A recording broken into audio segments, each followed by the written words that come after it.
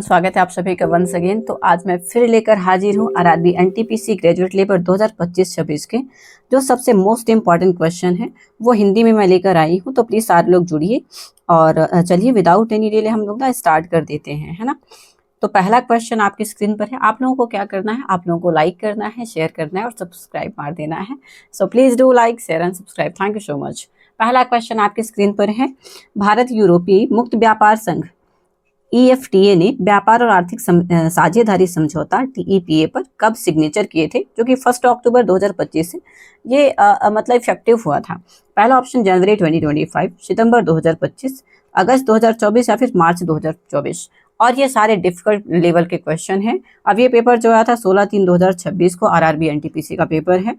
1.68 attempted right. भाई 40% लोगों का गलत था और 9 से पहली शिफ्ट में था, 9 बजे से लेकर 10:30 की जो शिफ्ट थी उसमें था, है ना।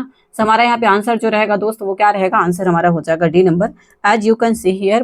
बाकी मुझे जल्दी जल्दी बता दूंगी मैं ज़्यादा, क्योंकि आप भी पढ़िएगा साथ में मैं भी पढ़ूंगी। मेरा पर्पस जो है कि मेरा भी रिवीजन हो जाए और इसके साथ ही साथ आपका रिवीजन हो जाए। मैंने इसके लिए पर्टिकुलर खुद से वीडियो नहीं बनाई, इसका PPT मैंने खुद से नहीं बनाया है। सो रिस्पेक्टिव जाएगा जिनका भी PDF है। थैंक यू सो मच दोस्तों, शुक्रिया, थैंक यू सो मच जिनने मुझे PDF प्रोवाइड किया है, थैंक यू। सेकेंड क्वेश्चन की तरफ जाते हैं कि सांस्कृतिक एवं संगीत मंडली ने दिसंबर 2025 में अपनी 10वीं वर्षगांठ बनाई थी। रोबीर किरण, सत्यजीत रे सोसाइटी, कला मंदिर या फिर इंडियन पैनोरेमा। अब यहाँ पे हमारा जो क्वेश्चन ये 16 तारीख का ही है, सुबह वाली शिफ्ट की थी और ये हमारे जो आंसर रहेंगे रोबीर किरण। आंसर जो रहेंगे, आंसर इसी में गिवन है, मैं बस जल्दी बता दे रही हूँ। आगे बढ़ेंगे क्वेश्चन नंबर 3। 2025 में भारत को उत्तरदायी कृत्रिम बुद्धिमत्ता के क्षेत्र में एक अग्रणी विचारक के रूप में स्थापित करने के उद्देश्य से ग्लोबल AI कॉन्क्लेव का आयोजन किस शहर में हुआ था। बेंगलुरु है, नई दिल्ली है, हैदराबाद या फिर चेन्नई। और हमारा जो आंसर हो जाएगा दोस्त वो रहेगा चेन्नई। भारत को AI कृत्रिम बुद्धिमत्ता के क्षेत्र में अग्रणी विचारक के रूप में स्थापित करने के उद्देश्य से ग्लोबल AI कॉन्क्लेव का आयोजन हुआ था चेन्नई में, ठीक है, याद रखिएगा। आगे बढ़ेंगे, नेक्स्ट क्वेश्चन हमारे पास है क्वेश्चन नंबर 4। हाल ही में दिसंबर 2025 में कतर एयरवेज के CEO के रूप में नियुक्त इस प्रमुख वैश्विक एयरलाइन के नए हेड कौन हैं। इंजीनियर बद मोहम्मद अल अमीर, मोहम्मद बिन राशिद अल मखतूम, अहमद अली अल खतर या फिर हमारे पास है शेख मोहम्मद बिन अब्दुल रहमान अल थानी। तो आंसर हमारे पास C नंबर है दोस्तों, आंसर हमारा C है, ठीक है। सारे क्वेश्चन ये हमारे हैं भाई, सारे क्वेश्चन हमारे हैं क्या बोलते हैं आरआरबी एनटीपीसी के, और सारे शिफ्ट के डिफिकल्ट पेपर लाऊंगी मैं। नेक्स्ट क्वेश्चन हमारे पास है क्वेश्चन नंबर 5। भुवनेश्वर में school of minerals, metallurgical and materials engineering की स्थापना किस वर्ष हुई थी। 1995, 1984, 2002 या फिर 2012। और हमारा सही उत्तर जो हो जाएगा दोस्त वो रहेगा क्या, 2012। मैं इसमें से कुछ भी एडिशनल फैक्ट नहीं बता रही, मेरा सिर्फ पर्पस है कि आपका भी रिवीजन हो जाए और मेरा भी रिवीजन हो जाए। और बस मेरी मेहनत को देखते हुए लाइक कर दीजिएगा, शेयर करिएगा और सब्सक्राइब मारिएगा। नेक्स्ट क्वेश्चन हमारे पास है बैंकिंग कानून संशोधन अधिनियम 2025 के अकॉर्डिंग बैंक में सब्सटेंशियल इंटरेस्ट की सीमा को 5 लाख रुपए से संशोधित करके कितनी राशि कर दी गई। सब्सटेंशियल इंटरेस्ट की बात हो रही है, 5 करोड़, 50 लाख, 2 करोड़, 1 करोड़, सारे लोग बताएंगे। अब यहाँ पे 2000 बैंकिंग कानून अभी हमारा जो आया था, हमारा कॉन्स्टिट्यूशनल अमेंडमेंट हुआ था, बैंकिंग रेगुलेशन एक्ट अमेंडमेंट हुआ था, उसमें से सब्सटेंशियल इंटरेस्ट जो था उसको, इसकी सीमा जो है 5 लाख से बढ़ाकर 2 करोड़ रुपए कर दी गई है, इसको याद रखिएगा। और ये कब करी गई, 2025 में ही। नेक्स्ट क्वेश्चन हमारे पास है क्वेश्चन नंबर 7। भारत की स्वतंत्रता के बाद वर्ष 1948 में राष्ट्रीय खेलों की मेजबानी किसने करी थी। स्वतंत्रता के बाद 1948 की बात हो रही, लखनऊ, दिल्ली, चेन्नई, कलकत्ता, सारे के सारे लोग बताएंगे। और ये 18 तारीख पेपर है और दोपहर की 12:45 वाली शिफ्ट है, मतलब सेकंड शिफ्ट है ये, बताइएगा सारे लोग। तो हमारा सही उत्तर जो हो जाएगा भाई वो हो जाएगा लखनऊ। और लखनऊ से मुझे कौन कौन देख रहा है please let me know in the comment section, है ना।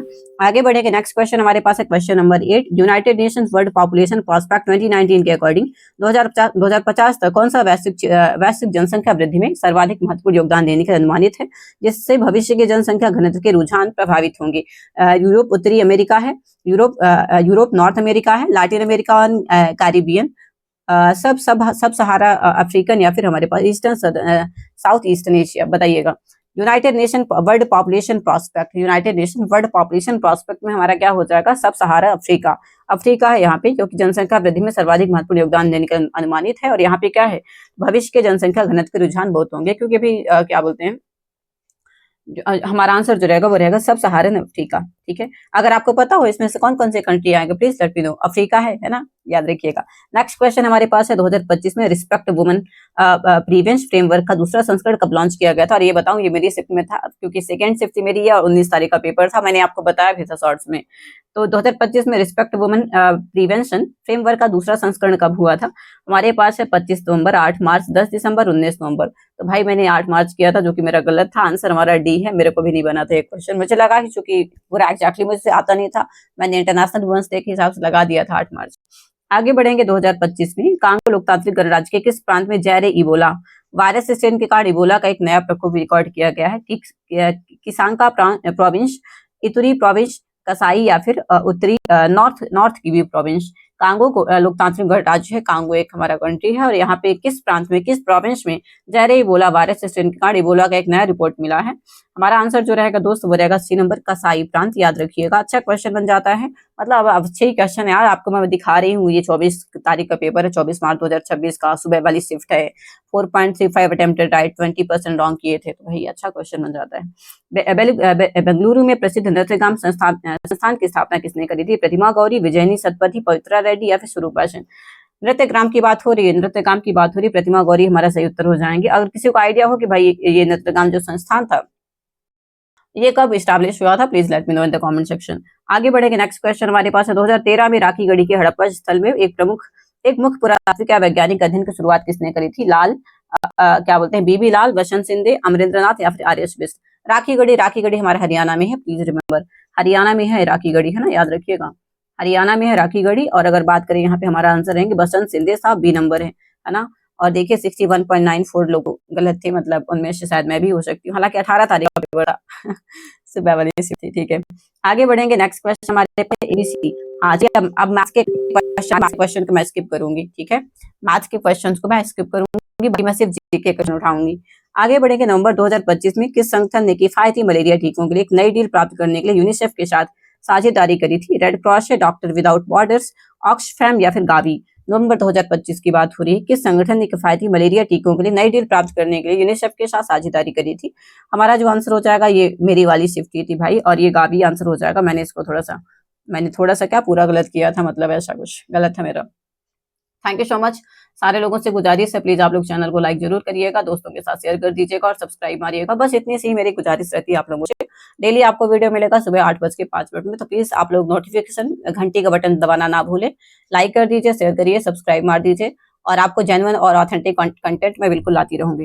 नेक्स्ट क्वेश्चन हमारे पास है क्वेश्चन नंबर 15। राष्ट्रीय कृषि खाद्य जैव प्रौद्योगिकी संस्थान नाभी द्वारा हाईलाइट की गई कौन सी फसल किस आकस्मिक बाढ़ को सहन कर सकती है, जो कि जलवायु क्लाइमेट रेजिलिएंट जैव प्रौद्योगिकी को दर्शाती है।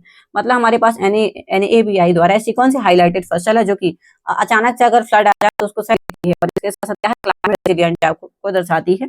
Pusa DST rice 1, Pusa DST rice 1, IR8 rice, DRR rice, Kamala rice है, और स्वर्ण राइस है, बताइएगा। और इसका जो आंसर रहेगा भाई स्वर्ण सबवन राइस है। स्वर्ण सबवन राइस है, जो कि स्वर्ण है ना, सोना जो है आग पानी हवा सबको झेल लेता है, वैसे याद रखिएगा कि स्वर्ण जो हमारी स्वर्ण सब राइस बना है, ये हमारा क्या झेल लेती है, बाढ़ को झेल लेती है। आगे बढ़ेंगे, और ये 18 तारीख का पेपर था, सेकंड शिफ्ट का।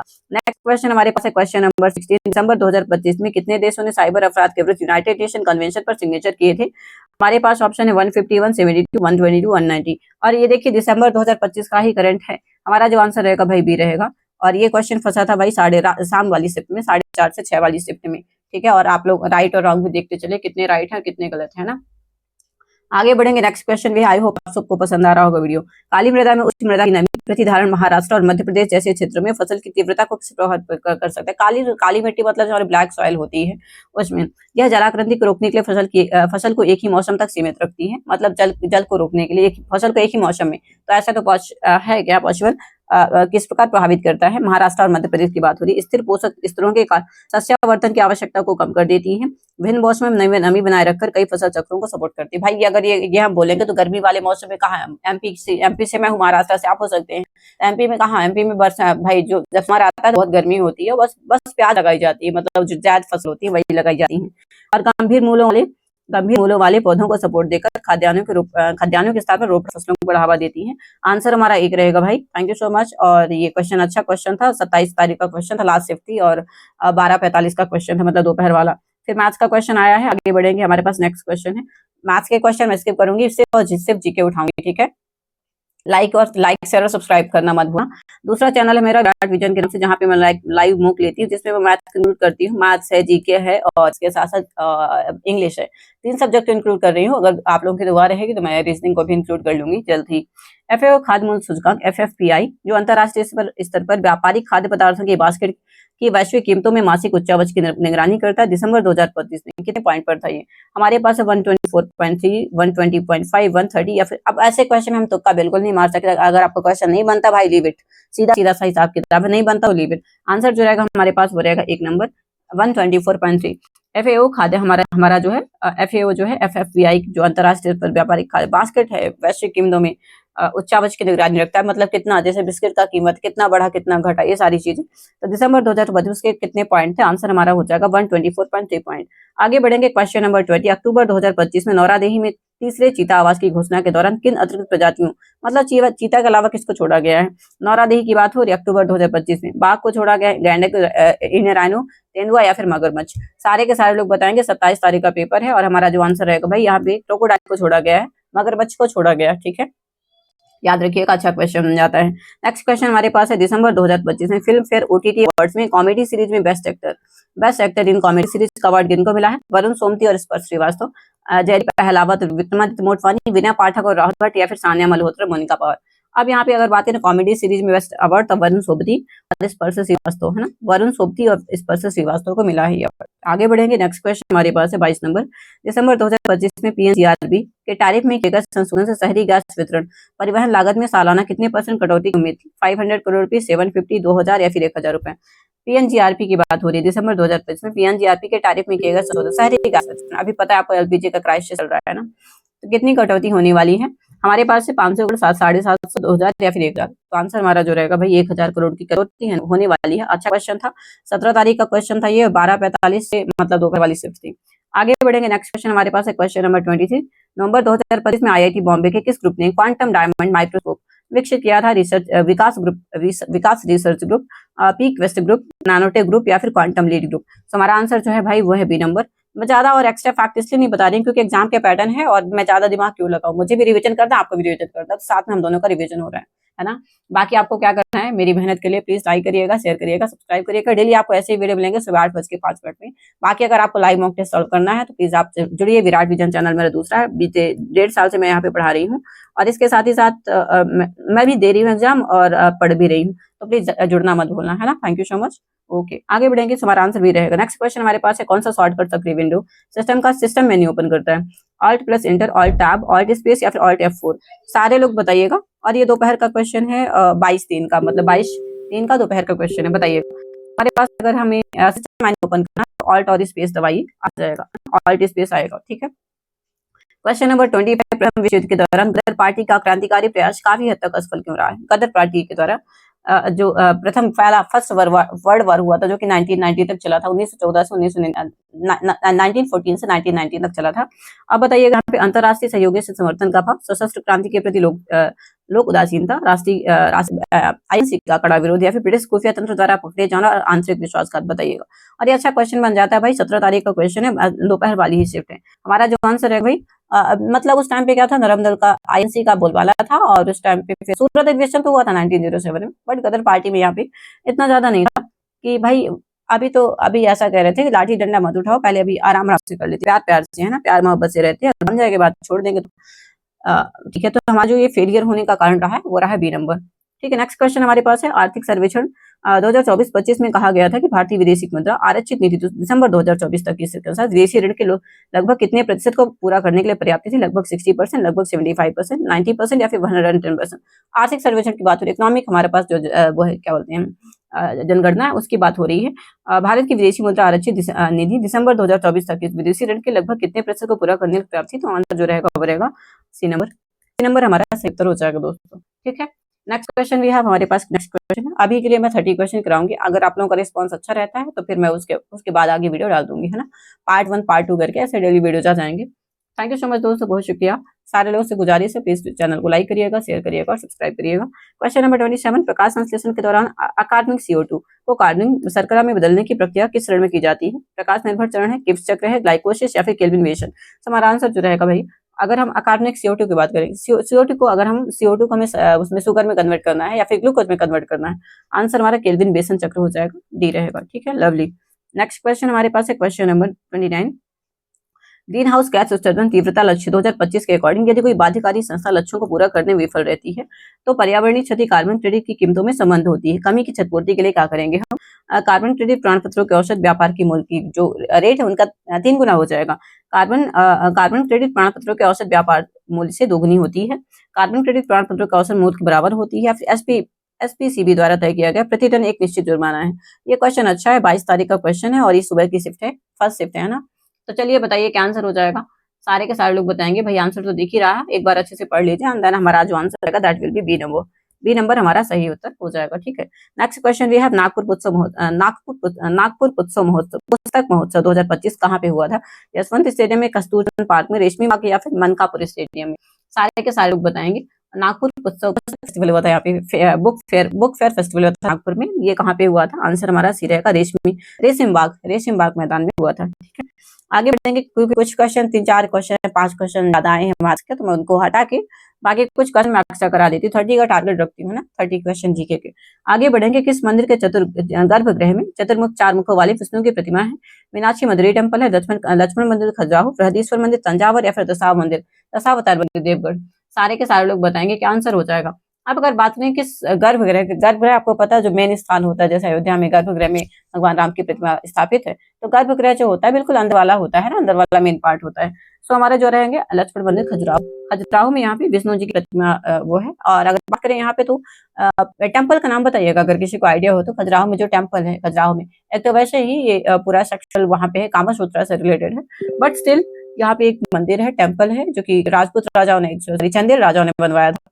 बताइए मुझे, हमारा आंसर जो रहेगा वो रहेगा बी नंबर। नेक्स्ट क्वेश्चन हमारे पास है क्वेश्चन नंबर नेक्स्ट 33, वर्ष 2025 में दीप स्तंभ और दीप पोत महानिदेशालय द्वारा आयोजित international organisation for marine aids to navigation IALA की तीसरी परिषद की मेजबानी 2025 में किस शहर ने की थी?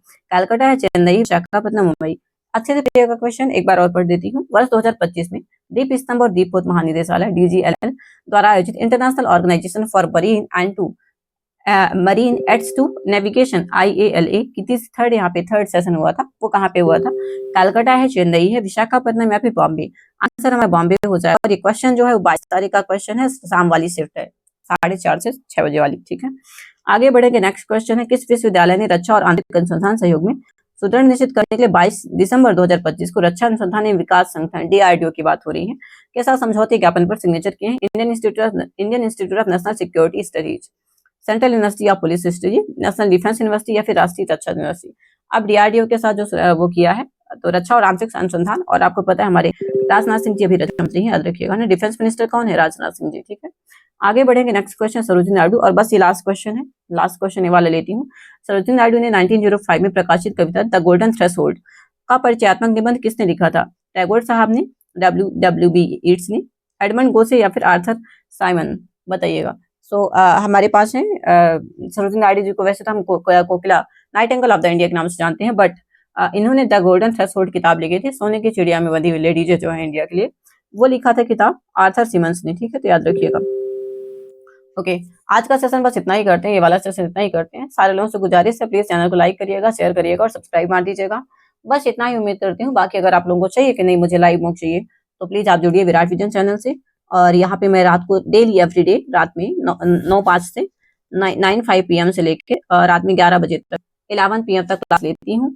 तो प्लीज आप लोग जुड़ना ना भूलें, यहाँ पे मॉक टेस्ट होता है। बाकी अगर स्टडी विथ मी के लिए बैठी ढूंढ रहे हैं तो प्लीज मुझे कंसिडर करें। मैं सुबह 9 बजे से मतलब पूरा नहीं लाइव रहती हूँ मैं, तो प्लीज जरूर जुड़े। थैंक यू, बाय एवरीवन, बहुत शुक्रिया आप सबका जुड़ने के लिए। होपिंग आप सबको वीडियो पसंद आया होगा। लाइक ठोक के जाना और हाँ सुनो बताते जाना कि आपके कौन से क्वेश्चन गलत थे और आपका किस चैप्टर में पेपर था। थैंक यू, बाय एवरीवन, बहुत शुक्रिया, take care, thank you so much.